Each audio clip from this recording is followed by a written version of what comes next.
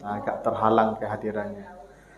Mudah-mudahan yang biasa hadir karena memang ada halangan hujan, pahalanya tetap dicatatkan Allah untuk ibu-ibu itu, ya, karena sudah berniat mungkin hadir tadi malam. Nah, ibu-ibu yang saya muliakan, kita terakhir bahas tentang sirat. Maka sekarang kita akan bahas surat Az-Zumar ayat 71 dan Az-Zumar 73, ya. Kita akan lihat surat Az-Zumar ayat 71 dan Az-Zumar ayat 73. Dan kita akan bicara siapa orang pertama yang digiring ke neraka dan siapa pula orang pertama yang digiring ke surga. Jadi kita masuk neraka, nauzubillah, ya, masuk neraka dan masuk surga itu tidak sama, ya. Ada rombongannya dan ayat ini menjelaskan tentang rombongan itu. Kita baca dulu ayat 71 surat, ya, Az-Zumar. A'udzubillahi minasyaitonirrajim. Wasiqal ladzina kafaru ila jahannama zumara hatta iza ja'uha wa futihat abwabuha hatta iza ja'uha futihat abwabuha wa qala lahum khazanatuha alam ya'tikum rusulun minkum yatluna 'alaikum ayati rabbikum wa yunzirunakum liqa'a yaumikum hadza qalu bala walakin haqqat kalimatul azabi 'alal kafirin. Jadi kata Allah, orang-orang kafir itu akan digiring menuju jahanam zumara. Jadi nama surat Az-Zumar itu dikatain ini, Zumara. Jadi kata Allah, orang-orang kafir itu akan digiring menuju neraka jahanam dalam keadaan berkelompok-kelompok. Jadi manusia itu masuk neraka, penghuni neraka itu tidak satu-satu, Ibu, ya. Mereka digiring itu zumara. Zumara itu jamak dari zumrah, ya, satu kelompok. Yang satu kelompok itu dalam hadis dari Ibnu Abbas itu paling kecil kelompoknya itu 4.000. Karena kemarin kan kita sebut penduduk neraka itu ramai sekali, Bapak Ibu, ya. Kata Nabi, dalam setiap 1.000 manusia 999 itu masuk neraka. Makanya penduduk neraka itu ramai. Ya, dari 1.000 manusia 999 itu masuk neraka.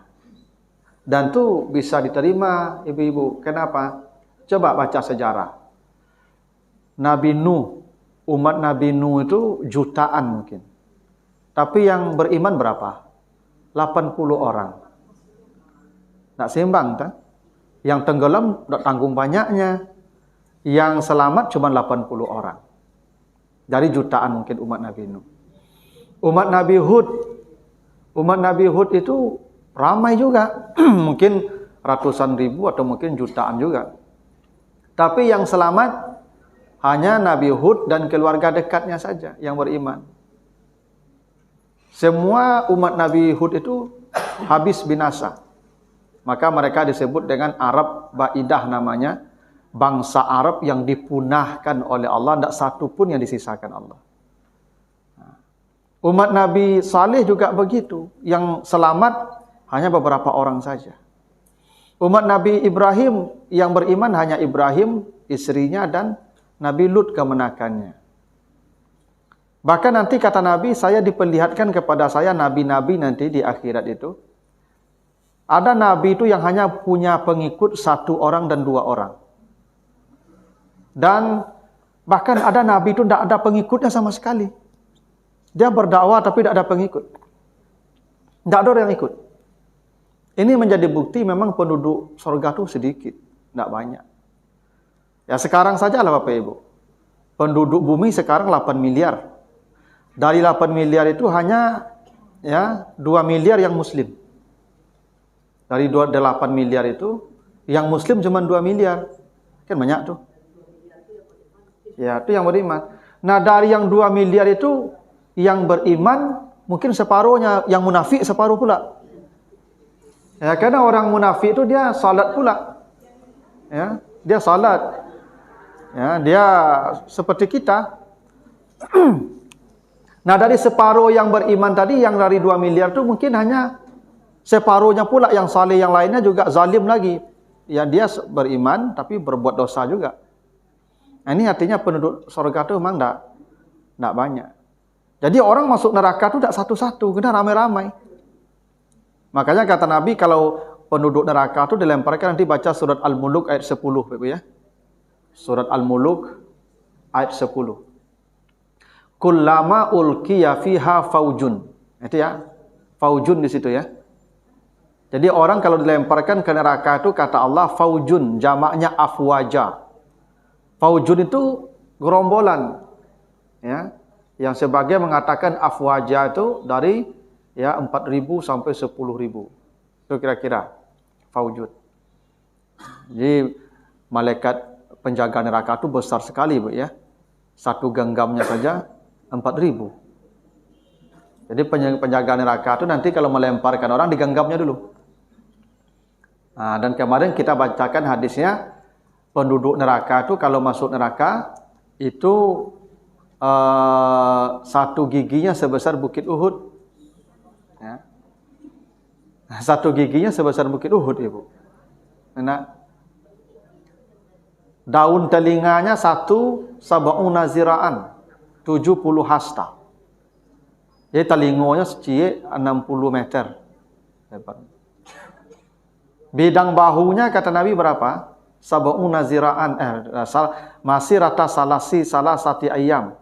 Bidang bahu penghuni neraka itu 3 hari perjalanan dengan kendaraan. Jadi kalau kita naik mobil, berjalan di pundaknya penghuni neraka itu 3 hari itu. Besar sekali, Pak, Ibu ya, penghuni neraka itu. Dan itu satu genggamnya 4.000 malaikat penjaga neraka. Oh, sebesar apalah kira-kira tangannya malaikat itu? Sebesar pula para malaikat itu, ya. Besar sekali. Tapi intinya kata Allah, manusia masuk neraka itu tidak satu-satu. Zumara. Berkelompok. Nah, jadi mereka dikelompokkan dulu nih. Jadi kita yang paling takut nanti itu Bapak Ibu, kita sebelum kita tahu kita di kelompok mana, itu hati jantung kita itu berdebar. Makanya wajah-wajah pada hari itu kata Allah khasyah. Wajah ketika itu tertunduk, takut, lesu. Kenapa? Dia takut masuk kelompok mana nih? Karena dia sudah tahu kalau kelompok yang ini tentu arahnya ke sana. Karena orang masuk neraka itu berkelompok-kelompok. Nah, dari kelompok pertama sampai kelompok terakhir itu akan bergantian tuh, ya, masa dan fase masuknya. Nah, dalam hadis riwayat Muslim, dalam hadis yang diterima dari Abu itu hadisnya panjang ya, hadis dari Abu Hurairah.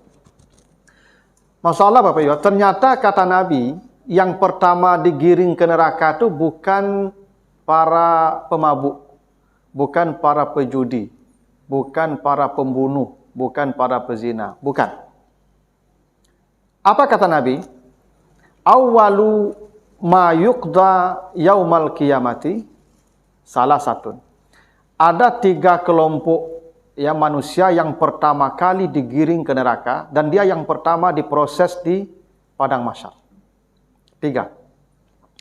Yang pertama itu orang yang mati syahid, syuhada. Bayangkan Bu, orang mati syahid masuk neraka pertama ya. Yang kedua, qurra'ul Quran, para pembaca Quran. Para penghafal Quran, para pengajar Quran. Dan yang ketiga, ahlus sadaqah, orang yang rajin bersedekah. Ini hebatnya Pak ya. Ini hadis sahih tuh, hadis Muslim. Ternyata kata Nabi ada 3 manusia yang pertama digiring masuk neraka. Ya. Dan ketiga-tiganya itu bukan orang yang berdosa besar seperti yang kita kenal. Tidak. Yang pertama kata Nabi itu orang yang digiring ke neraka itu para syuhada. Orang yang mati terbunuh dalam peperangan membela agama Allah. Jadi diceritakan Bapak Ibu dalam hadis itu kata Abu Hurairah, itu ketika itu Nabi dan Abu Hurairah sendiri saja tuh. Tidak ada orang lagi. Karena Abu Hurairah ini Bapak Ibu sahabat yang paling cinta dengan ilmu. Jadi Abu Hurairah ini sangat cinta dengan ilmu saking cintanya dengan ilmu, dia tidak punya rumah, tidak punya harta. Karena sejak kenal dengan Nabi, sejak masuk Islam, dia selalu berjalan kemanapun Nabi pergi. Bahkan orang-orang sudah bubar dari pengajian, dia masih saja bersama Nabi itu. Ya. Jadi Abu Hurairah itu memang dikenal dengan sifatnya yang sangat cinta dengan ilmu. Itu kenapa ada sebuah riwayat Abu Hurairah itu kan pernah menangkap setan di tengah malam. Ya nak? Kan ceritanya Abu Hurairah disuruh Nabi untuk menjaga Baitul Mal. Di malam pertama dia menjaga Baitul Mal tu, dulu kan tak ada gudang seperti sekarang yang digembok, yang pakai besi, enggak. Dulu tenda saja. Datang pencuri tengah malam, hendak merampok, ditangkap sama Abu Hurairah. Tapi dia bahasa awak membana-bana minta lapiannya. Dia ibu Abu Hurairah, mungkin kurang miskin, lapian. Besok mengadu ke Nabi, tadi malam datang perampok, lalu dia memohon minta belas kasihan saya supaya dilepaskan. Saya lepaskan. Dia berjanji besok akan datang lagi. Kata Nabi, oh besok malam dia datang lagi itu orang tu pembohong tu, kata Nabi. Malam kedua betul datang lagi di jam yang sama, ditangkap lagi. Ditangkap dia itu minta apa lagi dilepaskan, mohon ampun segala macam ya. Biasalah orang kalau tertangkap basah melakukan maksiat kan luar biasa tu. Ya. Udahlah, kasihan lepaskan lagi. Besok jangan lakukan lagi. Okey, saya besok nak lakukan lagi. Lapor lagi ke Nabi. Oh, besok malam dia datang lagi tu, kata Nabi. Itu pembohong tu, kata Nabi. Malam ketiga betul datang ditangkap. Kata Abu Hurairah, saya tidak akan lepaskan engkau hari ini. Karena sudah 2 kali saya maafkan. Yang ketiga ni tidak saya lepaskan. Tapi kata itu orang, tolong lepaskan saya kali ini. Kalau engkau lepaskan saya ajarkan engkau kalimat. Jikalau engkau baca kalimat itu, setan tidak akan mendekat sampai pagi kepadamu. Engkau tidak akan didekati setan. Itu kata orang tadi. Nah, Abu Hurairah ini pecinta ilmu. Ditawari sesuatu yang dia tidak tahu. Padahal dia sudah berjanji akan membawa dia ke Nabi. Nah, oleh Abu Hurairah, baiklah engkau saya bebaskan, tapi ajarkan saya kalimat itu. Maka kata itu orang, iza awaita ila firashika, kalau engkau sudah berada di atas kasurmu, maka bacalah Allahu la ilaha illa huwal hayyul qayyum, la ta'khuzuhu sinatu wala naum. Ayat kursi ya. Maka kata orang itu, ya setan tidak akan mendekat kepadamu sampai pagi. Maka dilepaskan, besok pagi datang lagi ke Nabi, kata Nabi yang dikatakan dia itu benar. Maka Nabi bertanya ke Abu Hurairah, tahukah engkau siapa yang kau tangkap 3 malam itu? Kata Abu Hurairah, saya tidak tahu. Kata Nabi, zakat syaitan, yang kau tangkap itu setan. Jadi kalau ada yang bertanya ke ibu nanti, siapa yang mengatakan setan takut dengan orang baca ayat kursi? Setan. Dia mengatakan itu setan sendiri. Dan setan itu tidak pernah jujur, ibu. Hanya sekali itu dia jujur. Dia sampai hari kiamat berbohong terus. Hanya sekali setan jujur ketika mengajarkan ke Abu Hurairah, kalau yang baca ayat kursi menjelang tidur, setan tidak akan mendekat kepadanya sampai pagi. Ya. Itu hadis Bukhari. Tapi apa poinnya? Abu Hurairah itu pecinta ilmu. Sehingga kalau ada tawaran-tawaran ilmu yang menarik, dia akan memberikan segalanya, yang dia punya.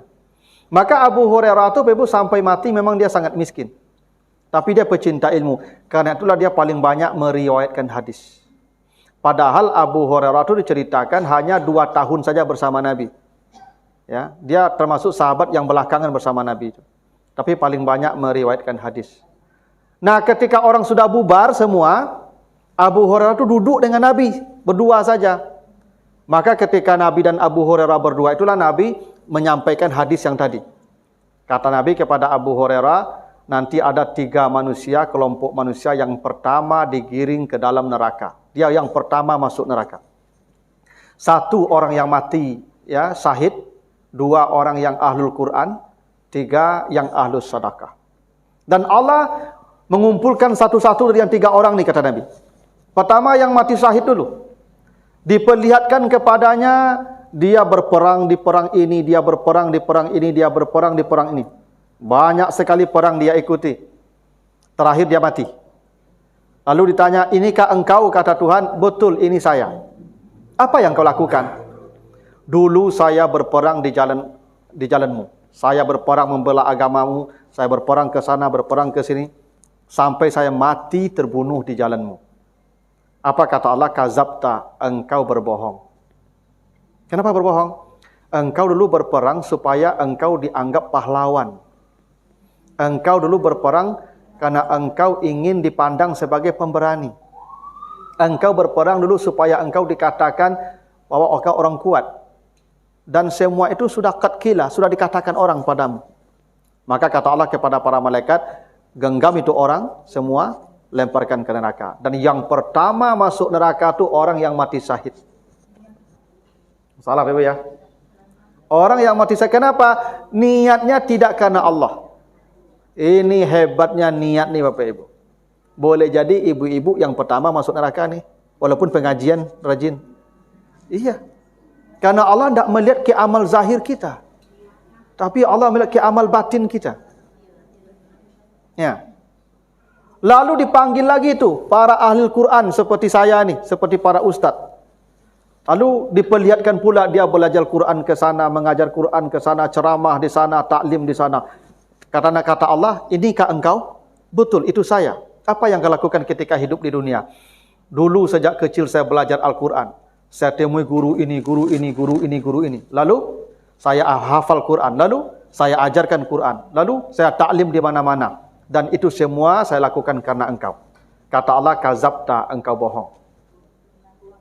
Engkau dulu belajar Quran supaya dikatakan sebagai orang alim. Engkau berceramah supaya dikagumi oleh jamaahmu. Engkau menyampaikan kebenaran supaya ada yang mengatakan engkau hebat ini. Dan itu semua dikatakan orang. Engkau telah dipuja-puji orang. Sebagai orang alim, sebagai orang saleh, sebagai orang hebat, sebagai orang pintar. Dan kata Allah kepada para malaikat, kumpulkan mereka dan lemparkan mereka ke neraka. Ternyata yang pertama masuk neraka itu Bapak Ibu para ustaz, para ahli Quran. Nauzubillah Bapak Ibu ya. Makanya Abu Hurairah ketika hadis ini dibacakan menangis sampai pingsan dia Ibu. Karena jangan-jangan dia termasuk yang itu. Ya. Jadi Bapak Ibu jangan kita merasa bangga dengan amal kita kalau boleh jadi hati kita tidak benar dalam amal kita. Ya. Maka para ahlul Quran ternyata mereka yang pertama digiring ke dalam neraka. Begitu kata Nabi, itu hadis Muslim. Ya. Dan yang ketiga, ada orang kaya dikumpulkan. Lalu diperlihatkan kepadanya, dia dulu pernah membantu anak yatim, membantu orang miskin, menghajikan orang, mengumrahkan orang, membangun masjid. Diperlihatkan tuh semua. Lalu Allah bertanya, inikah engkau? Dia menjawab, betul ya Tuhan, itu saya. Apa yang kau lakukan ketika di dunia? Dulu saya dapat kekayaan. Kekayaan satu saya berikan kepada anak yatim, kepada orang miskin, saya jadi donatur masjid, saya jadi donatur ini, segala macam. Semua saya lakukan karena engkau. Apa kata Allah? Kazabta, engkau berbohong. Kenapa? Engkau bersedekah supaya dikatakan orang sebagai dermawan, sebagai orang pemurah, sebagai orang yang suka memberi. Dan semua orang sudah memuji-mujimu karena kau banyak memberi. Dan sekarang kata Allah kepada para malaikat, lemparkan mereka. Jadi itu tiga manusia yang pertama dilemparkan ke neraka. Yang mati syahid, yang ahli ilmu, Al-Quran, dan ahli sedekah. Persoalannya hanya satu. Apa persoalannya? Niat. Inilah pentingnya kita meluruskan niat nih Bapak Ibu. Ya. Tidak ada nilai ibadah kita di sisi Allah kalau niat kita tidak lurus. Coba Bapak Ibu baca nanti di surat Al-Baqarah ya. Ayat berapa? Ayat 274 ya. 264. Ya ayyuhallazina amanu la tubtilu shadaqatikum bil manni wal adza kallazi yunfiqu malahu ria'an nas. Ya. Hai manusia, janganlah kamu menghapus semua pahala ibadahmu dengan cara menyebut-nyebut ya ataupun menyakiti penerimanya sama seperti orang yang riya kepada manusia. Ini Al-Baqarah ayat 264 ya. Nanti Bapak Ibu baca surah Al-Baqarah ayat 264. Jadi ada orang yang nanti kata Allah bukan hanya kehilangan amalnya dia Ibu. Pertama masuk neraka. Orang yang riya itu. Dan itu kenapa? Coba lagi Bapak Ibu baca nanti surat An-Nisa ayat 142 sampai 145. Siapa yang nerakanya paling bawah, kata Allah. Kalau nerakanya paling bawah, artinya Bapak Ibu, dia paling duluan masuk itu. Ya enggak? Ya. Nanti kalau Bapak Ibu baca surat An-Nisa, ya, ayat 142 sampai 145 ya. Apa kata Allah di An-Nisa itu? Sesungguhnya orang munafik itu tempatnya di mana? Fid-darkil asfali.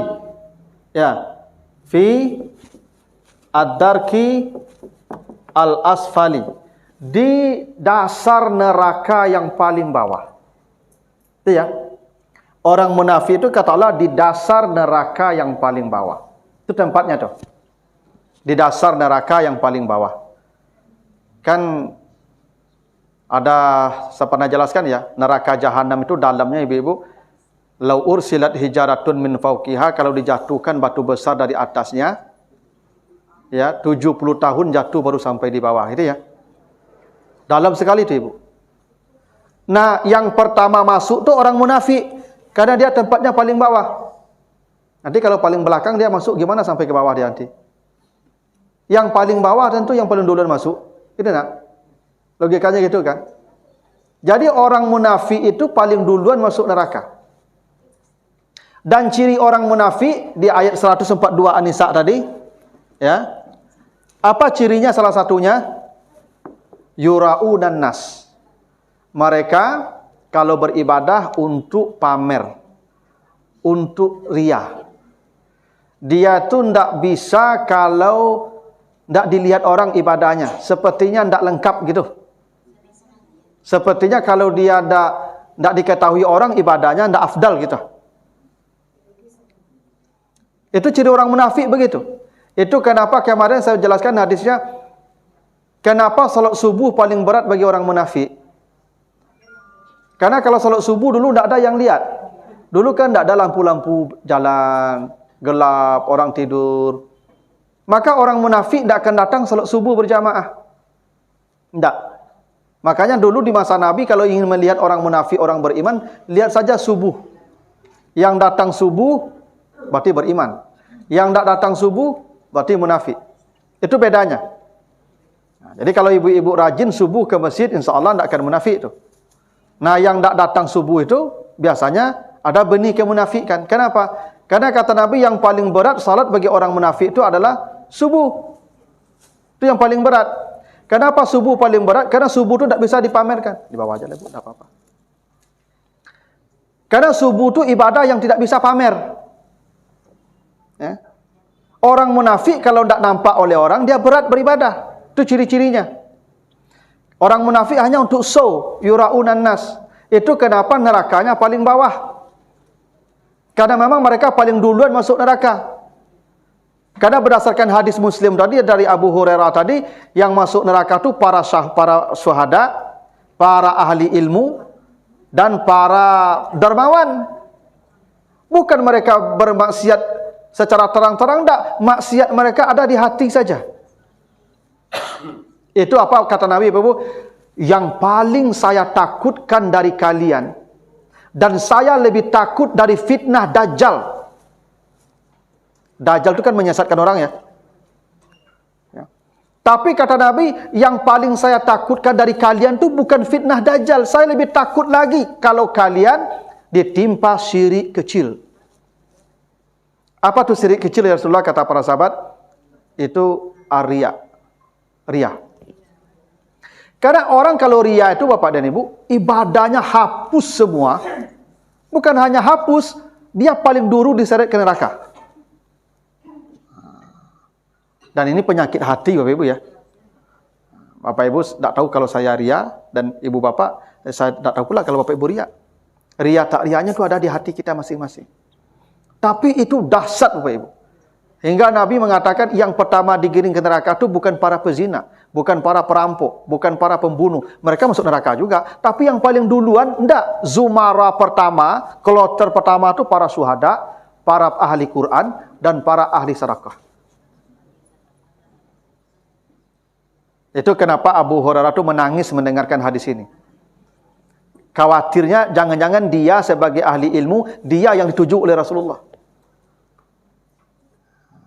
Itu makanya Bapak Ibu, niat itu menjadi penting. Ya, niat itu penting. Karena menjaga hati itu jauh lebih berat daripada menjaga amal. Menjaga amal ini mudah. Ibu pergi umrah, pergi haji gampang. Tapi menjaga haji dan umrah itu tidak mudah. Apalagi dengan media teknologi sekarang ya. Ada kebiasaan selfie ya. Pokoknya apapun aktivitas harus selfie dulu ya. Dan semua orang sepertinya harus mengetahui apa yang kita lakukan. Iya, ria tak ria itu sebenarnya tidak bisa difonis dari yang tampak juga. Maka di hati. Bisa jadi ibu yang misalnya mengirim sesuatu di WA group itu sebenarnya tidak ria. Ya, karena memang niat tulus untuk memberitahu saja kebaikan. Tapi bisa ria juga. Itu kenapa ibadah sunat itu yang lebih afdal dikerjakan di rumah sendiri-sendiri. Makanya kata Nabi, salat yang paling baik itu di rumah kecuali yang wajib. Ya.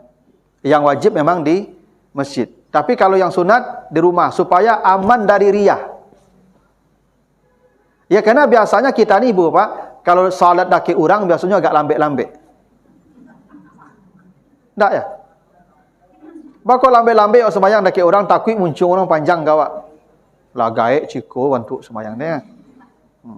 Kalau di rumah sembahyang cupatui je kancangnya nak. Capek. Ya lebih baik yang kancang tu mah. Ya, tapi ikhlas. Itulah alasannya Bapak Ibu kenapa Bapak Ibu kalau salat malam itu tidak usah membangunkan orang. Karena Nabi tidak pernah membangunkan orang kecuali hanya di 10 Ramadan terakhir saja. Kata Aisyah, bila masuk 10 Ramadan terakhir, Nabi mengencangkan ikat pinggangnya, menghidupkan malamnya, dan membangunkan keluarganya. Kapan Nabi membangunkan istrinya? Di sepertiga malam terakhir. Supaya dapat malam qadar di bulan Ramadan. Lain daripada itu, Nabi memang tidak pernah membangunkan istrinya. Memang Aisyah itu sering melihat Nabi salat malam, tapi bukan dibangunkan, tapi karena memang bangun sendiri. Karena Aisyah itu dia memang wanita yang paling tipis tidurnya. Ya, Aisyah itu ibu sejak muda memang laluknya kok ndak tabah. Ndak bakaruh cuy ibu-ibu ya.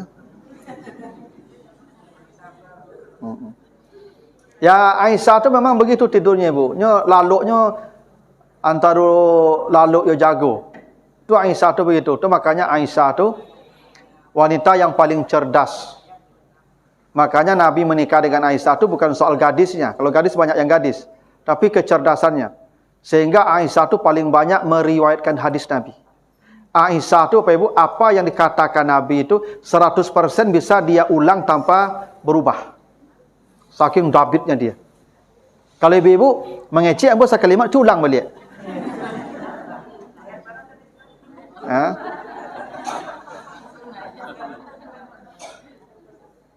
Iya, kalau Aisyah tu daya tangkapnya kuat. Makanya dia paling banyak dari istri Nabi. Istri-istri Nabi yang lain itu paling mereka hadis 5, ada yang 7, ada yang 10. Aisyah itu ribuan. Ribuan hadis dia karena dia memang cerdas. Ya, cerdas. Otaknya memang luar biasa. Makanya persoalan-persoalan perempuan Nabi tidak bisa menjelaskan kepada perempuan secara langsung karena ini sangat privat sifatnya.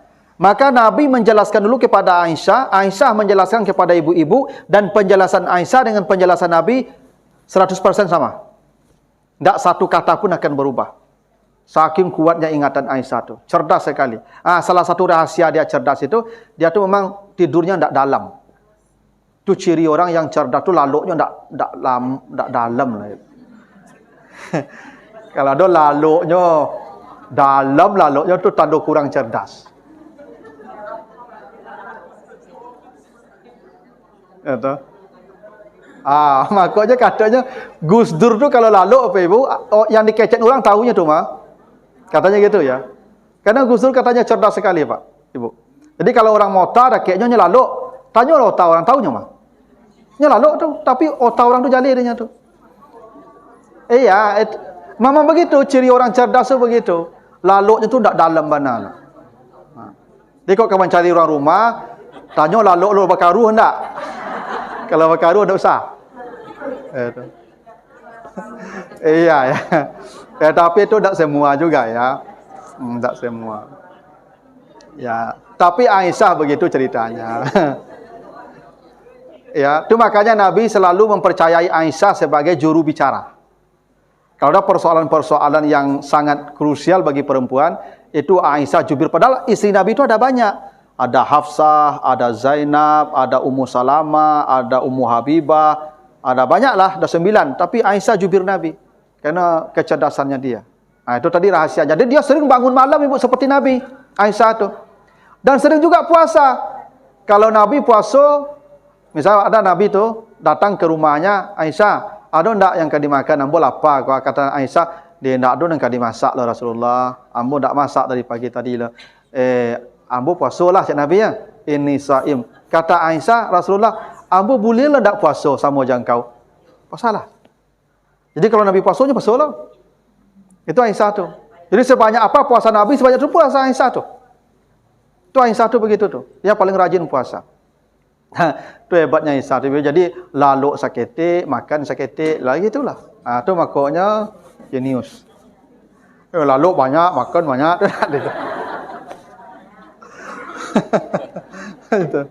Jadi ya. Jadi Abu Hurairah ni Ibu memang dia takut ya, jangan-jangan ayat hadis Nabi ini ditujukan ke dia. Jadi yang masuk neraka pertama itu ternyata orang-orang yang ahli ibadah tapi hatinya yang bermasalah. Hatinya yang bermasalah. Ya. Makanya ibu-ibu datang ke sini saya tak tahu niatnya apa. Makanya kalau niatnya kurang pas ya perbaiki dulu. Ada orang dengar ceramah kalau di kantor-kantor tu kena absen. Mereka tak absen, mereka tak dapat tunjangan lah kan. Yang itu ditunduk saya ke neraka tu mah. Ya, ada ibu-ibu pergi mendengar ceramah, malih di rumah. Di rumah apa nyereng-nyereng. Saya cak dah pergi dengar pengajian aja ya. Ada apa-apa ibu-ibu ke pergi dengar pengajian, dia malih di rumah. Di rumah banyak masalah, cak dah pergi pengajian lah itu. Itu. Sehingga nyampai pengajian kau tak pergi mendengar ceramah, lo pelarian dari masalah di rumah itu. Iya tak sadonya, ada sebagian situ itu. Sehingga pulang ceramah, aduh langsung pulang lah. Pergi makan sama-sama lo.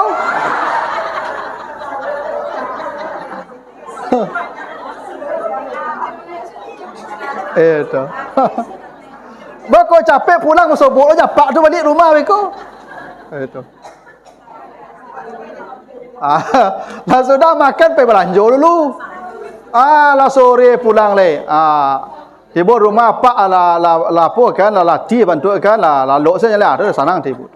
Bukan rumah kena berang taruh sininya. Maka dan pergi pengajian lah itu. Ya kan? Udah payah rumah kan. Itu niat ibu tak betul itu. Nanti ibu dapat, makanya ibu, ibu di calian duduk di musinin kau dengan ceramah aku. Itu ibu enggak tuh. Iyo, ambu cuti Rabu mendengar pengajian. Ya, untuk apa? Ya, supaya dapat pahala. Kata Tuhan, engkau berbohong dulu kan dek lari di apa enggak cakap. Itu, digolong ke neraka ibu langsung tu. Lah iyalah, itu niatnya salah. Niatnya bukan karena Allah. Ya dah. Gitu tuh ibu. Jadi yang pertama masuk neraka itu bukan orang yang ahli maksiat ibu, tapi ahli taat yang hatinya sedang bermasalah. Karena kata Nabi itu syirik itu dosa yang paling saya takutkan dari kalian. Saya lebih takut daripada fitnah dajjal itu menimpa kalian. Apa itu? Syirik kecil, riya. Ya. Ya Allah tu Bapak Ibu nanti ketika kita jemput pahala di akhirat di hadapan Allah itu Allah usir kita tu ibu. Apa kata Allah kepada kita? Izhabu ilal ladzina kuntum turauna fid dunya. Engkau dulu kan berbuat itu kan bukan untuk saya, untuk si fulan kan? Udah cari dia. Minta pahala ke dia. Nanti saya kalau berceramah untuk dipuji-puji ibu-ibu, nanti saya disuruh mencari ibu-ibu nanti di akhirat. Carilah ibu-ibu Anisa itulah Tuhan. Tu minta pahala ke beliau. Boso bu ambo je bu, tak perlu ibu. Okey, dan saya payah mau ustaz tak lo kamu dah ke sini. Iya. Mereka tidak akan memberi kamu apa-apa, kata Allah. Kita diusir, Pak Ibu. Betul. Ibu kalau mau dengan siapa Ibu mau ria? Disuruh tuh, cari si anu itu. Itu nasib orang ria tuh nanti begitu tuh. Dia olok-olok Tuhan, bawalah sana, carilah orang itu. Karena engkau bukan kena saya. Ya memang Allah tuh dalam tanda kutip ya, kalau bahasa kitanya, Allah tuh sebenarnya marah kepada orang yang syirik kecil. Karena itu menduakan. Dia menduakan Tuhan kan? Kan dia orang syirik tuh, ria tuh kan dia menduakan Tuhan. Tuhan tuh tidak nomor satu bagi dia tuh. Tuhan nomor dua, nomor satu kan manusia. Orang yang menduakan Tuhan itu Tuhan sangat marah dan kecewa. Ibu kalau diduakan padi enggak? Iyalah, nak ke padi lah ibu. Terasa dah bodoh kalau ibu diduakan padi. Padi ibu, tiba-tiba tetangga siapa bukan? Buka cabang beliau kan? Kan? Lebih rancak bercari dari awal kan, pada tahu diduon siapa.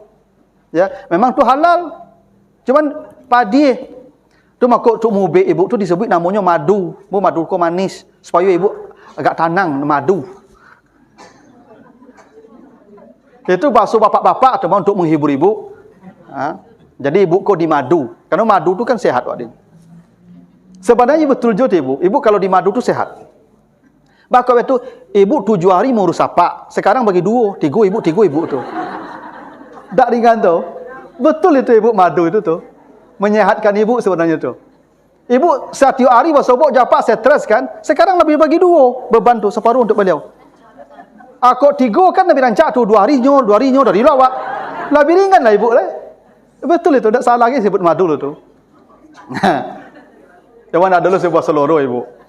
Apa beda madu asli dan madu palsu ibu? Ya, kalau madu palsu itu dibuat pulang ke rumah, senyum rumah wak. Itu tanda madu itu palsu. Kalau madu asli dibuat pulang nyambil ladiang langsung. Itu asli madu itu. Kalau dibuat madu itu pulang tu nyambil ladiang dengan rumah wak langsung. Itu asli madu. Tapi kalau senyum nanya itu madunya palsu tu. Gitu. Nah jadi begitu ibu ya. Jadi ibu tolong perbaiki niatnya. Ibu datang ke sini, ibu baca Quran. Ini saya sarankan ibu. Sekarang kan ada marak di media di grup ya. Tahajud yuk. Tahajud yuk. Ibu tidak usah lah. Saya sarankan tidak usah lah. Kenapa? Karena di WA grup tu ibu bilang tahajud tengah malam. WA aku dibaca orang pagi besok mah. Enak. Dan ini nak kajago ke di WA ibu tu tu. Tayolah kamu nak kajago je lah tu. Beku ada keinginan di hati ibu apa nama tu bahagia ketika ibu diketahui tahajud. Ya. Memang awalnya niat ibu bagus untuk mengingatkan orang. Tapi hati-hati, ada keinginan terselip di hati untuk memberitahukan amal kita, itu bahaya tu ibu. Termasuk ibu-ibu yang di WA grup tahfiz, grup khatam. Saya sudah 2 juz, saya sudah 3 juz, saya sudah ada komunitasnya tu. Sebaiknya tidak usah lah ibu. Baca seorang-seorang salah, biarlah Tuhan saya mencatat berapa juz ibu. Tak boleh ibu laporkan 2 juz, 1 juz tu. Untuk apa ibu setor-setor ke orang?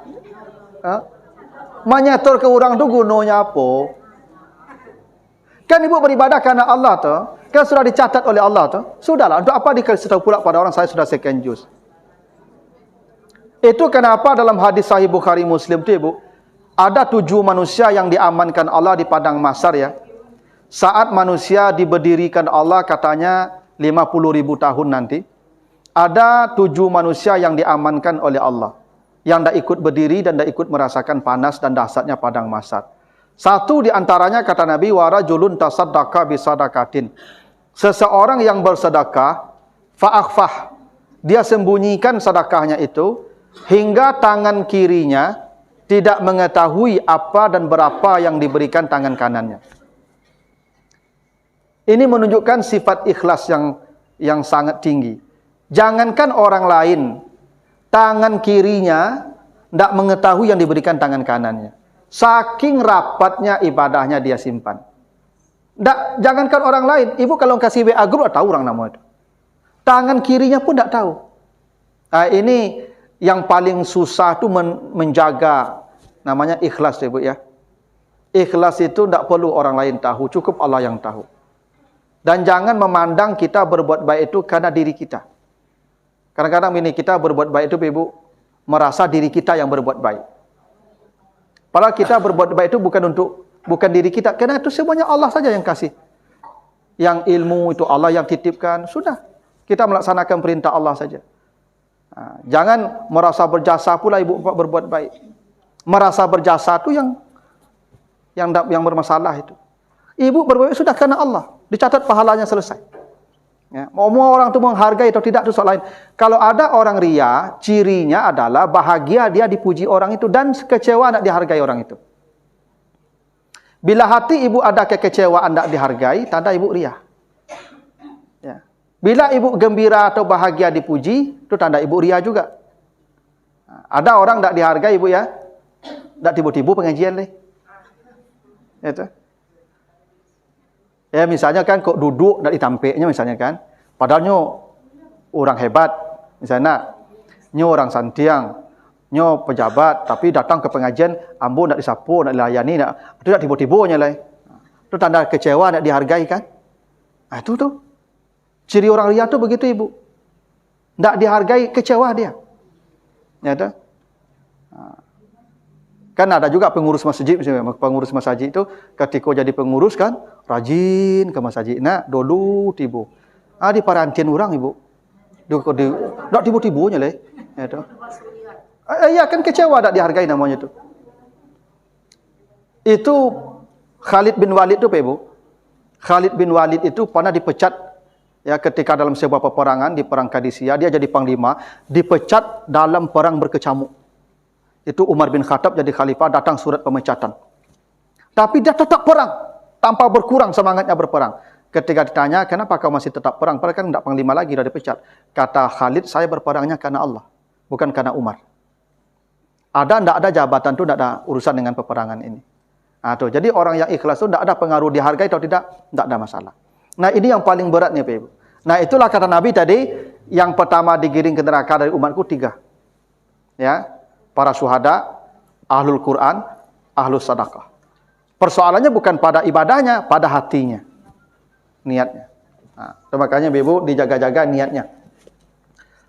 Lalu kata Allah di ayat 73, kebalikannya, wasiqal lazi nataqaw rabbahum ilal jannati zumara. Orang takwa juga zumara, berkelompok-kelompok pula. Jadi orang takwa, ya orang beriman masuk surga pun tidak sama pula kloternya. Ada kloter-kloternya pula. Ya, tentu yang duluan masuk surga tentu yang paling luas dapat surga. Sama je orang meneruku, ibu-ibu kalau meneruku mengambil ladang, yang dulu dah masuk karimbo tu yang paling rancak dapat tampik itu tu, dia pilih. Orang masuk surga yang paling dulu itu pula tu. Tapi manusia yang paling terakhir masuk surga nanti kata Nabi adalah manusia yang paling terakhir dicabut dari neraka. Jadi yang terakhir masuk surga itu yang terakhir dicabut dari neraka. Dan untuk yang terakhir masuk surga itu dari orang terakhir yang dicabut dari neraka itu kata Nabi diberikan wilayah di surga itu 10 kali lebih luas dari wilayah Nabi Sulaiman. Nabi Sulaiman itu ibu wilayahnya sepertiga dunia. Makanya Sulaiman kalau pergi kunjungan kerja itu kendaraannya angin kata Allah, yang sehari dia berjalan sebulan orang berkuda. Itu saking luasnya wilayah Nabi Sulaiman. Kalau dia pergi kunjungan kerja ke wilayah-wilayah kekuasaannya, dia kendaraannya pakai angin, yang sehari dia berjalan itu sebulan orang pakai kendaraan berkuda. Itu menunjukkan wilayah Sulaiman itu luas sekali. Makanya kata Sulaiman, "Ya Allah, jangan ada lagi orang diberikan kerajaan seperti saya." Tak ada lagi itu yang bisa menandingi luasnya wilayah Sulaiman. Nah, yang terakhir masuk surga dari yang penghuni neraka yang terakhir keluar tu 10 kali lebih luas dari wilayah Sulaiman. Para kalawe surga tu, Pak. Ya nak? Bayangkan yang pertama masuk surga tu kabara lawe nyambi kira-kira tu. Ya kan? Yang paling kemudian selawe itu apalagi yang paling dulu. Yang paling kemudian tu dapat bidadari 2. Kalau yang dulu barang banyak dapat dia dulu. Tunjuk kadang nak kau dia sedo je. Jadi yang paling dulu tu ada. Nah, siapa yang paling dulu digiring ke surga? Ada beberapa hadis yang menjelaskan. Pertama itu kata Nabi ketika Nabi ditanya faman awwalun nas ijazatan, siapa orang pertama yang digiring ke surga ya Rasulullah? Kata Nabi fuqaraul muhajirin, orang-orang miskin dari kalangan muhajirin. Dulu orang-orang muhajirin Bu yang hijrah ke Madinah itu tidak ada harta sampai di Madinah. Semua harta ditinggal di Makkah, diambil orang Makkah. Dan hijrah itu tidak mudah. Bahkan sampai di Makkah mereka tidur di emperan-emperan masjid. Itu disebut dengan ahlu sufah. Ya. Bahkan kaum muhajirin yang miskin-miskin ini Bu katanya, ini termasuk Abu Hurairah itu, kami di Madinah itu kadang kalau tidak ada makanan kami memakan ya, daun-daun di pinggir jalan kota Madinah sampai bibir kami bengkak-bengkak. Tapi kami tidak mau minta-minta. Kalau ada yang memberi kami terima, kalau tidak kami tidak akan minta-minta. Itu pula sifat orang muhajirin itu Ibu. Jadi intinya memang orang miskin ini Ibu, terutama yang muhajirin itu memang duluan masuk surga. Makanya kata Nabi, ada dalam hadis lain disebutkan yadkhulu fuqaraul muslimin qablal aghniya binisfi yawm wa khamsumi'ati am. Nanti kata Nabi orang miskin lebih duluan juga masuk surga dari orang kaya 500 tahun. Jadi orang-orang miskin ini nanti Ibu masuk surganya lebih dulu dari orang kaya 500 tahun. Ya, kenapa? Bukan soal surganya lebih indah, enggak. Mungkin surga orang kaya lebih indah nanti karena amalnya banyak. Tapi cepatnya sampai di surga itu orang miskin. Kenapa? Pertanyaannya enggak terlalu banyak. Ada pertanyaan yang enggak banyak ya. Ibu kalau pergi ke supermarket, kalau ke mall, itu makin banyak masuk gerobak tuh ke barang-barang lama agak di kasir nak. Ya samalah. Ancak ibu ambil barang orang tu pasti boleh tu. Ya, makanya ibu-ibu yang pakai Alphard itu lebih terlambat masuk daripada yang Innova. Ya Pak. Yang pakai Innova lebih lambat pada yang pakai Avanza. Yang pakai Avanza lebih lambat pada pakai motor. Cak ibu pakai motor capek. Capek isapnya. Iyalah. Capek isapnya, capek sampainya. Cayolah ibu kamu. Ini pertanyaannya tidak banyak lah. Jadi orang-orang fakir muhajirin tu gini, Abu Zar tu Bapak Ibu Masya Allah ya. Abu Zar itu kan kalangan muhajirin. Dia di Madinah itu tidak punya harta Ibu. Abu Zar itu sampai ketika dia mati diceritakan Abu Zar Al-Ghifari itu kain kafan pun tidak ada untuk dia. Saking miskinnya dia Ibu. Bahkan ketika Muawiyah bin Abi Sufyan jadi khalifah, dia ditawari rumah mewah Ibu. Karena kawan dia. Tapi dia tidak mau. Sampai ketika dia mati itu, dia punya gubuk yang reot. Gubuk yang bocor. Tapi ketika sakaratul maut dia menangis itu Ibu. Sahabat bertanya, kenapa engkau menangis? Sedihkah engkau meninggalkan rumahmu? Kata Abu Zar, saya tidak sedih meninggalkannya. Cuman saya itu takut jangan-jangan kalau gubuk ini ditanya Tuhan pun nanti saya tidak bisa menjawabnya. Ya. Andai gubuk ini ditanya Allah ke saya, jangan-jangan saya pun tak bisa menjawabnya. Saking memang begitulah orang-orang fakir muhajirin itu Ibu. Itu kenapa mereka paling duluan kata Nabi dibawa ke surga. Karena pertama jihad mereka dengan agama ini berat. Yang kedua memang kecintaan mereka terhadap dunia itu tidak seperti kita. Hingga bagi mereka dapat dunia itu sebuah bencana. Makanya ada seorang sahabat, siapa? Yang dikirim Abu Ubaidah Al-Jarrah atau siapa? Dikirim oleh Umar ke Baghdad jadi gubernur. Sahabat itu, orang muhajirin juga tuh.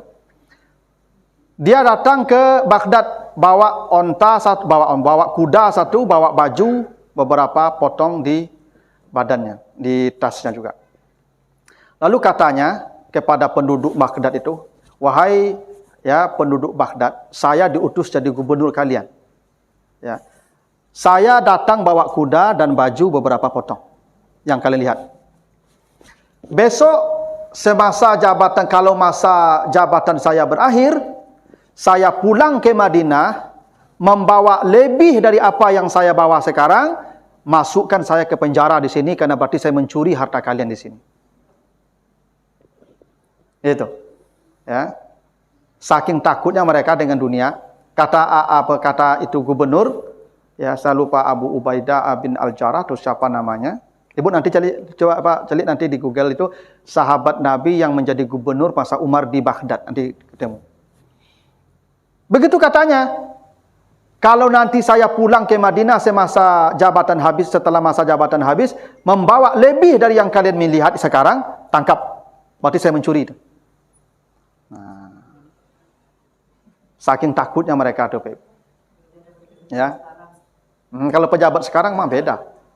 Ya, beda dengan pejabat sekarang. Memang ada juga pejabat itu yang menjadi pejabat, jadi bupati misalkan, memang ya bawa baju dan tas saja. Tapi berhenti jadi jabatan itu tetap bawa baju dan tas. Tapi isi tas kok sertifikat salah.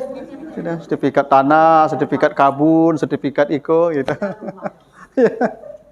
Gitu. Jadi yang pertama masuk surga siapa? Orang fakir dari kalangan muhajirin. Nah, termasuk orang-orang miskin juga, ya kata Nabi itu yang pertama juga masuk surga bakal 500 tahun lebih dulu daripada orang kaya. Nanti ibu jangan sedih pula yang kaya ya, di carunya lakukan kata lambe abu masuk surga kan, enggak, nanti ada hadis lain. Nah, tadi kan kata Nabi begitu ya, ada orang miskin yang duluan masuk surga. Tapi dalam hadis riwayat Bukhari Muslim dari Abu Zar Al-Ghifari juga, ini sahabat yang miskin tadi datang lagi ke Nabi, ya Rasulullah, zahaba ahlud dusur bil ujur, itu orang kaya-kaya di Madinah, gimana ceritanya? Apakah mereka lebih lambat dari kami masuk surga?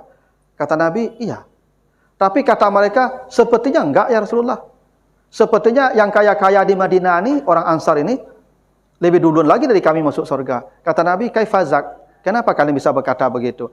Sebab kami lihat, kata mereka yang miskin tadi, kami ke masjid berjamaah, mereka ke masjid pula. Kami baca Quran, mereka baca Quran pula. Kami tahajud, mereka tahajud juga. Tapi mereka bersedekah, kami tidak bisa.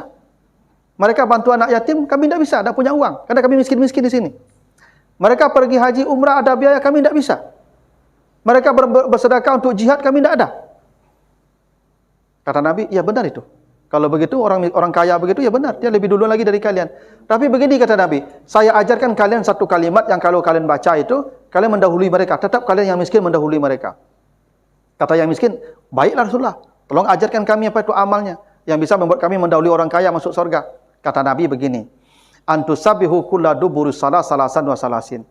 Setiap engkau selesai salat wajib, selesai salat wajib itu 5 kali ya, bacalah subhanallah 33 kali.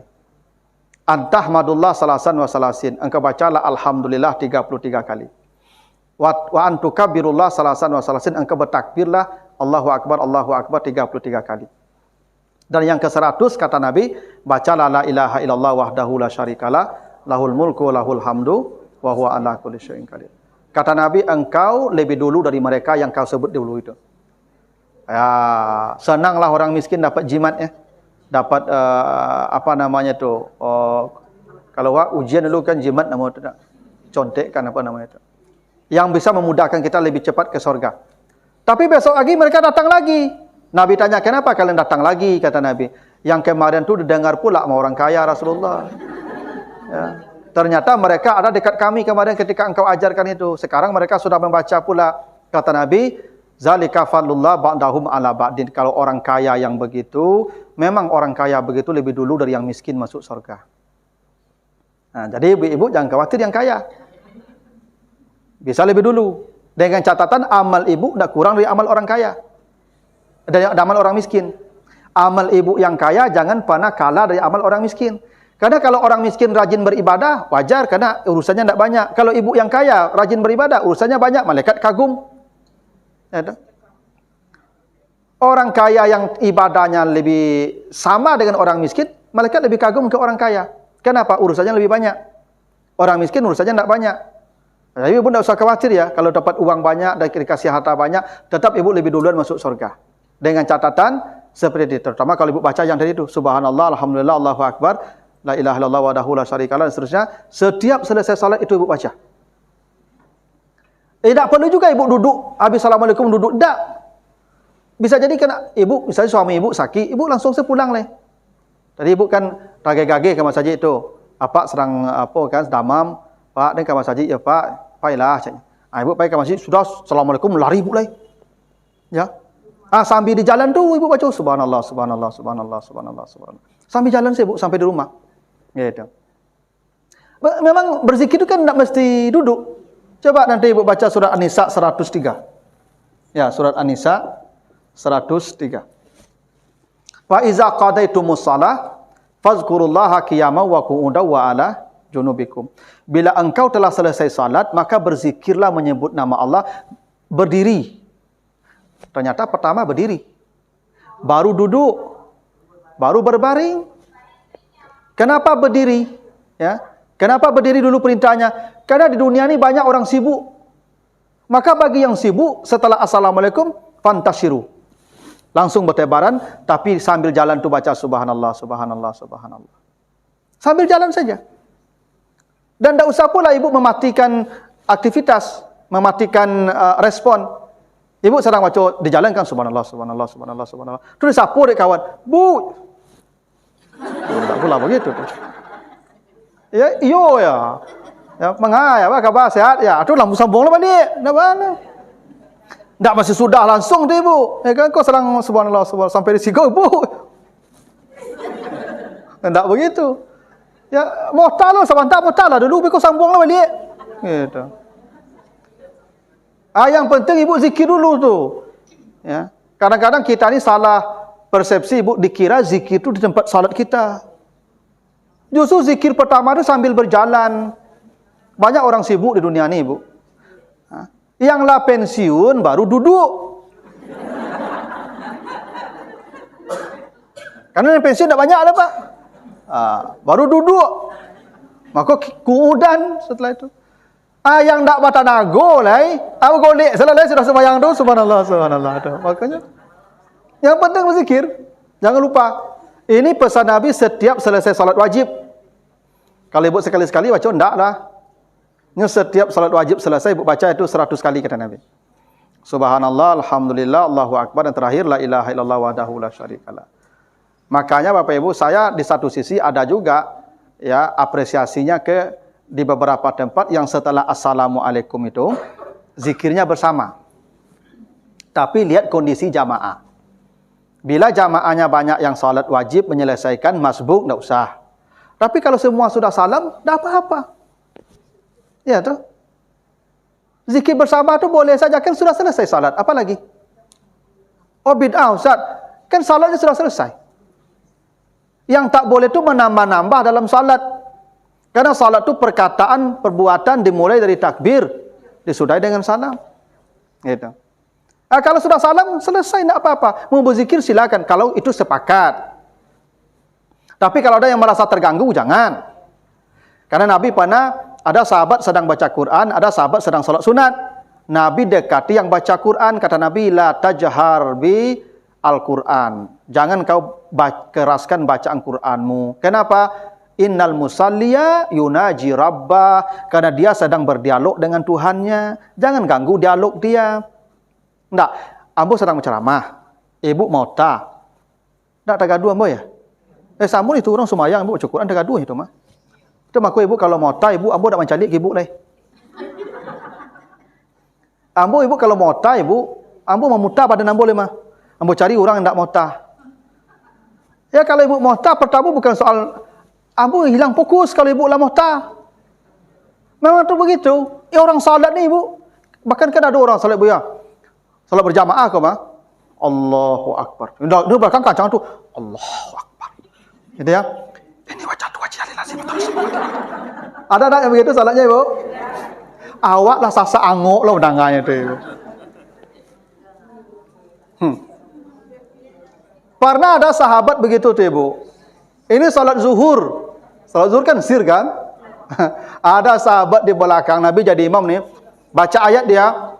Sabbihisma rabbikal a'la allazi khalaqa fasawwa. Dibacanya surat Sabbihisma. Dengar Nabi. Selesai salam Nabi balik badan ke belakang. Siapa tadi yang membaca Sabbihisma di belakang saya? Kata sahabat, saya Rasulullah. Tapi saya hanya ingin dapat kebaikan dari Allah. Kata Nabi, ala jani, engkau berbuat maksiat dalam salat itu. Kenapa berbuat maksiat? Karena engkau mengganggu tetanggamu. Dah ibu tak gaduh kalau orang sembahyang Malaysia? Dah tentu dia kau baca lah. Ya kan? Anyo angguknya sasak lah ibu tu. Awak tu lah sasak lu angguk, apa caliknya sasak angguk tu. Itu makanya ibu kalau solat berjamaah tu lidah dan bibir saja bergerak, tak usah dibunyikan. Apalagi malah lasu-lasu angguknya ibu. Bukan hanya bunyinya, kau baunya. Itu kan menggaduh orang, orang nama tu mana boleh begitu. Ya. Makanya ibu ya berzikirlah. Kalau memang sudah selesai salam semua dan jamaah menginginkan zikirnya bersama, boleh zikir bersama. Ginilah ibu, zikir bersama itu kenapa dibolehkan? Semua zikir-zikir yang diajarkan Nabi setelah salat itu sifatnya didengar sahabat. Sahabat bercerita, Nabi setelah salam membaca astaghfirullahalazim allazi la ilaha illa huwal hayyul qayyum wa atubu ilaihi 3 kali. Itu tidak Nabi yang mengatakan, kalau kamu selesai salat baca istighfar 3 kali. Tidak begitu. Sahabat mendengar Nabi baca ini. Kalau sahabat mendengar artinya apa itu ibu? Zikir Nabi itu terdengar oleh yang lain. Kan begitu maknanya tuh. Berarti zikir Nabi itu keras. Nabi baca Allahumma antas salam wa minkas salam wa ilaika ya'udu salam. Itu ya. Itu Nabi didengar sahabat. Sahabat bercerita Nabi baca ini. Kalau sahabat bercerita Nabi baca ini, berarti Nabi kencang bacaan zikir setelah salatnya. Memang Nabi tidak pernah menyuruh berzikirlah bersama-sama. Memang tidak pernah Nabi suruh. Tapi Nabi membaca itu terdengar oleh sahabat. Berarti suara Nabi keras. Boleh saja. Jadi kalau ada imam setelah Assalamualaikum, dia baca tadi itu astagfirullahaladzim. Memang begini loh ibu-ibu. Ibu-ibu, kita ni kadang-kadang jangan pula, ya mohon maaf sok-sokan ya. Saya yakin deh ibu, sebagian besar jamaah itu tidak hafal zikir habis salat itu. Apa yang dibaca Nabi itu, mungkin jamaah ini tidak hafal. Paling astagfirullah, astagfirullah, astagfirullah. Itu subhanallah, itu saja. Tapi apa yang dibaca Nabi urutnya? Astaghfirullahalazim la ilaha illa huwal hayyul qayyum wa atubu ilaih. La ilaha illallah wahdahu la syarika lahu seterusnya. Allahumma antas salam wa minkas salam seterusnya. Ya tak? Lalu Nabi membaca nanti ayat kursi. Ya tak? Terakhir baru Nabi baca subhanallah. Lalu Nabi baca Allahumma lamani alima ateta sebelum subhanallah ya. Wala mu'ti alima manata. Itu kan ada urut-urut bacaannya tuh. Dan mungkin sahabat jamaah ini tidak paham, tidak hafal. Kenapa? Tidak pernah dia dengar. Saya ini ibu bisa hafal yang itu. Karena dulu sejak SD, sejak mulai beraja, itu guru-guru selalu mengeraskan setelah salat. Sehingga 5 kali sehari semalam itu kita mengulang-ulang terus, sehingga hafal dengan sendiri. Kan ada bagusnya juga itu dijaharkan zikirnya. Cuman mengganggu orang tetap tidak boleh. Misalnya begini, ini salatnya misalnya maghrib. Kalau maghrib itu kan banyak orang yang masbuk. Apalagi masjid kita, masjid di pinggir jalan. Banyak orang yang mungkin terlambat bikin jamaah baru. Lalu kita berzikir keras pakai mic, ya mengganggu orang, tak boleh. Tapi kalau masjid di kampung-kampung yang jamaahnya tatap, tidak ada yang lewat di situ. Dan mulainya sama, salamnya sama, alangkah lebih baiknya zikir itu bersama. Untuk mengulang-ulang ke telinga kita ini. Iya ibu. Kalau jujur dicek satu-satu ibu-ibu kah, coba baca ibu zikir setelah salat seperti yang diajarkan Nabi, mungkin lebih separuh nak dapat itu. Kenapa? Karena ibu tidak pernah diperdengarkan ke telinga ibu apa yang dibaca Nabi. Syukur-syukur ibu lebih rajin baca tu. Biasanya ibu-ibu kan tak surah Assalamualaikum, Assalamualaikum tu lah mimpi apa langsung kalau tagak seleh. Ya tak? Ya tak? Ya jadi tidak apa-apa. Jadi ya, nah terakhir kita bacakan hadis terakhir. Jadi kata Nabi, ya, ini hadis At-Tirmizi. Urida alayya awwalu salasatin yadkhulunal jannah. Kata Nabi, 3 umatku yang diperlihatkan kepadaku yang duluan masuk surga. Jadi kata Nabi ada 3 umatku yang diperlihatkan ke saya yang paling duluan masuk surga. Setelah fakir ya muhajirin tadi, ya. Nah, yang pertama kata Nabi, syahidun, orang yang mati syahid. Yang memang syahidnya asli. Bukan syahid yang niatnya salah tadi. Jadi memang syuhada itu paling duluan masuk surga, bahkan dia dibolehkan membawa 70 keluarganya tanpa hisab. Memang begitu. Jadi yang mati syahid itu yang pertama masuk surga, dan dia dibolehkan membawa 70 keluarganya yang bahkan sudah divonis masuk neraka pun dibawa. Hebatnya mati syahid itu. Ya itu tidak ada perbedaan tuh. Ya. Tapi yang itu tuh syahidnya syahid akhirat. Kalau yang syahid dunia akhirat, kalau yang syahid akhirat saja dia masuk surga yang paling duluan. Semua yang mati syahid, yang mati ditabrak kendaraan, paling duluan masuk surga tuh. Dosanya tidak ada lagi, tidak ada hisab lagi. Yang mati tenggelam, yang mati jatuh, yang mati gempa, yang di hotel Ambacang dulu, itu semuanya masuk surga paling duluan tuh. Enggak. Kalau semalam dia beriman. Kalau kafir enggak lah. Kalau dia beriman itu mati syahid karena dia mati dihimpit bangunan itu dosanya habis semua. Yang mati terbakar, yang mati tembak patui, yang mati disengat listrik, yang mati wabah corona kemarin, semua yang kena mati corona itu masuk surga saja tuh tanpa hisab. Syahid. Yang tenggelam, termasuk yang melahirkan.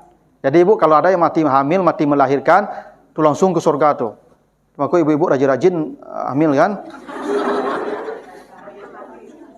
Atau ibu mati, ya saat melahirkan tuh. Oh iyalah. Kata Nabi begitu tuh. Ibu yang melahirkan tuh mati syahid, langsung masuk surga. Karena darah yang tercecer, darah yang terpancar karena melahirkan itu setara darah orang yang mati luka di jalan perang itu, di peperangan itu. Ibu kalau melahirkan berdarah-darah kan? Darah ibu itu sama dengan darahnya para syuhada itu.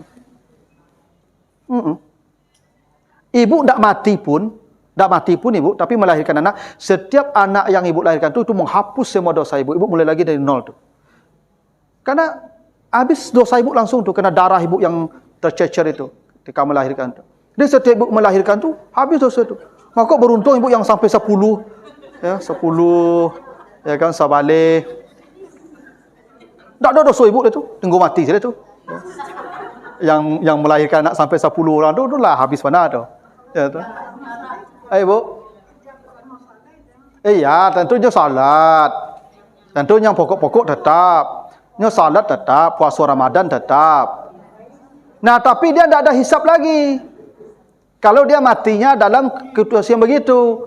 Jadi misalnya gini ibu kalau ditabrak mobil atau ditabrak kendaraan, keluarga ibu jangan minta rugi, ganti rugi. Biar sajalah, ikhlaskan karena dia masuk surga tanpa hisab. Jangan-jangan nanti kalau ibu minta ganti rugi tidak jadi dia tanpa hisab. Ya kalau ibu ambil hisabnya. Kalau asuransi yang ganti juga. Kalau asuransi serahkan saja. Itu. Tidak ada kematian yang lebih hebat sebenarnya gini ibu. Dia tuh memang ditakdirkan Allah mati ditabrak. Cuman orang ini dikirim Allah untuk menjemput takdirnya. Tidak ada orang mau nabrak orang, Pak Ibu. Siapa orang mau nabrak orang? Cuman takdir dia di tangan orang ini Allah sebabkan. Coba nanti Ibu baca di Ali Imran 154. Ya. Ali Imran 154. Lau kuntum fi buyutikum la barazal ladzina kutiba alaihimul qatlu ila madaji'ihim. Kata Allah, kalau ada orang ditakdirkan mati terbunuh, berpuluh-puluh tahun dia mengendap dalam kamar, dia akan keluar rumah untuk terbunuh di hari itu. Memang dia ditakdirkan mati ditabrak mobil. Orang ini dijadikan Allah sebab takdirnya datang. Saya Bapak Ibu tidak mungkin saya menabrak orang Bapak Ibu. Tapi saya melintas madok kau ke kendaraan ambo tu baca rumah main dale. Tak usah minta ganti rugi karena dia sudah menemui ajalnya dan surganya tidak ada hisab, masuk surga tanpa hisab. Alangkah indahnya mati seperti itu ibu. Sahid. Justru kalau ibu masih tegang-tegang beko mau masuknya ke penjara lah nak. Jadi jangan-jangan tidak jadi dia tanpa hisab. Karena sudah ibu halangi dia.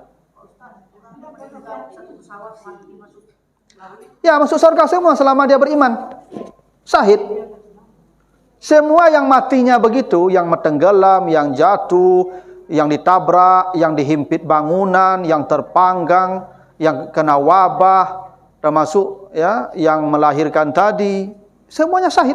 Dan kata Nabi itu yang pertama digiring tadi ya, syahidun, yang mati syahid. Kalau dia ya memang tulus ikhlas karena Allah. Makanya nanti kalau ibu-ibu ada keluarga kita ditabrak kendaraan, tidak usahlah minta ganti rugi, biar sajalah, tidak apa-apa, biar saja. Nah, kalau dia kasih tidak apa-apa, sedekah namanya tuh boleh. Tapi jangan kalau tidak masuk penjara. Tidak sengaja dia tuh. Yang tidak sengaja mana ada dosa? Kan kita sudah berdoa, Rabbana la tu'akhizna in nasina aw akhtana. Belum kita berbuat itu sudah diampuni Allah kalau tidak sengaja. Ambo melempar mangga ibu, lalu amak-amak di belakang kan, naik kepala mati langsung. Tak berdosa, boleh buat mangga mengimbeknya amak tu lalu pas palu timbul situ. Ni niat ambo tak ada, ha? Kalau apa? Kalau terbunuh juga. Kecuali bercakap. Kalau bercakap enggak. Yang membunuh, yang dibunuh sama-sama masuk neraka. Ini bapak diserang orang, membela diri kita, mati kita. Itu surga, syahid namanya itu. Tapi dia tersinggung, dia tu bercarinya. Ya tak? Nyo lah panen lah jadi duel tu sama-sama masuk neraka tu. Yang duel tu sama-sama ke neraka itu. Karena dia sama-sama niat membunuh. Kebetulan nyo yang terbunuh. Ya, itu syahid. Nah, yang kedua, kata Nabi, afifun muta'afif, orang miskin yang tak pernah meminta-minta. Ini ibu ya. Yang masuk surga pertama itu kata Nabi afifun, orang miskin tapi dia tidak pernah minta-minta. Kedua ya, ini menjadi isyarat meminta-minta itu tidak dipuji dalam agama. Tidak dipuji. Pengemis itu tidak baik. Mengemis itu tidak baik. Kecuali mungkin dia memang cacat. Ya. Tapi yang cacat pun sebenarnya Bapak Ibu itu tanggung jawab keluarga. Bukan jadi pengemis. Itu kenapa Bapak Ibu Allah menyuruh kita wa ita izil kurba, memberi itu ke kerabat. Itu perintah Allah. Kalau kamu memberi, berilah kerabatmu. Karena semua orang dekat kita tanggung jawab kita, harusnya begitu. Ya makanya ya saya kalau yang badannya kuat, sehat, anak-anak bujang yang mengelap-lap kacau, jual bulu ayam tu ibu, itu nak bagi. Bukan nambo nak magi tu, bukan nambo dikiki, ndak. Bekerjanya bukan itu. Tu ndak bekerja tu mengemis nama itu. Bekerja terhormat. Ya, tapi kalau yang menjual tisu tu ibu, tisu, sapu lidi, ibu balilah tu. Dia bekerja, dia jual tisu. Ya, belilah dan dia tidak mengemis kan? Dia tawarkan barang. Nah, ibu kalau ada orang menjual tisu tu, sebab ibu walaupun banyak tisu di rumah ibu balik je lah agak cie. Bukan karena ibu butuh tisunya, tapi karena ibu bersedekah ke dia. Ibu? Ibu? Iya, tisu tu kau dia gelo kurang dan perlu. Kan banyak orang perlu tisu ikut tu mah. Tu cara sapu lidi, balik sapu lidi tu. Kok kadang kurang mereka boleh? Bisa. Nah, orang yang miskin tak meminta-minta tapi dia bekerja itu pertama masuk surga. Kenapa Bu? Mengamen. Badut. Yo. Itulah Ibu. Ambo yang heran ni yang jadi badut tu anak-anak bujang Ibu. Kalau nenek-nenek jadi badut itu aneh je. Ini punya anak kan.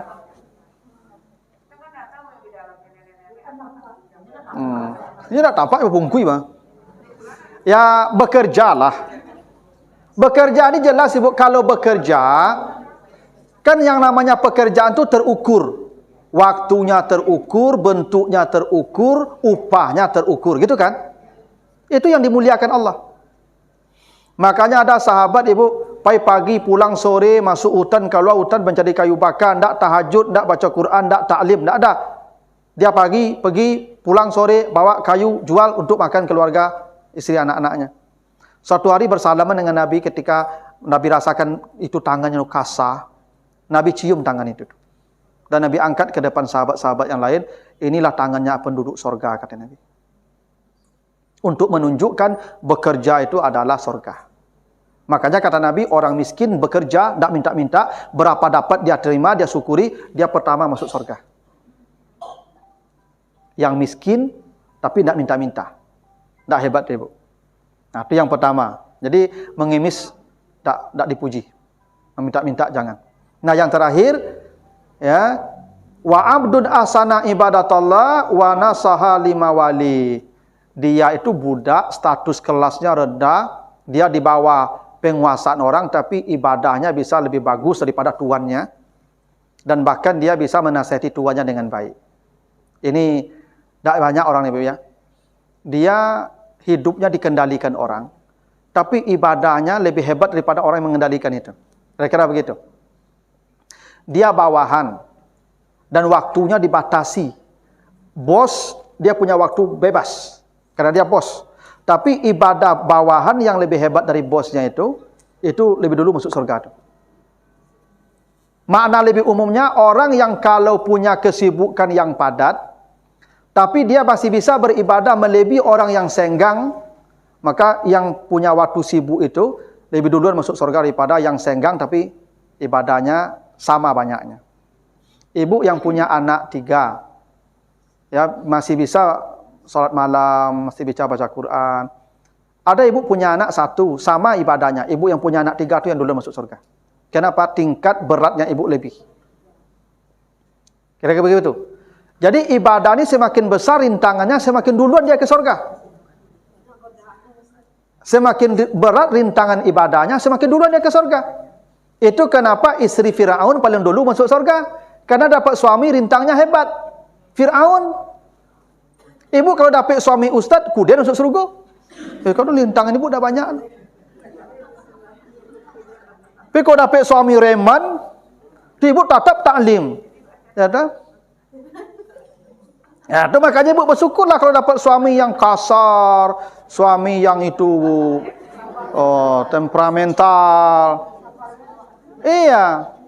Kan berat hidup ibu namanya itu. Ya, beban hidup yang berat itulah yang membuat dia duluan masuk surga tuh. Asalkan ibadahnya tetap maksimal dalam kondisi yang begitu. Istri Firaun itu kan maksimal ibadahnya, walaupun hidupnya dalam tekanan suaminya. Ya. Nah, jadi kalau ada ibu-ibu yang dapat apa itu, yang mendekati Firaun tuh, alhamdulillah.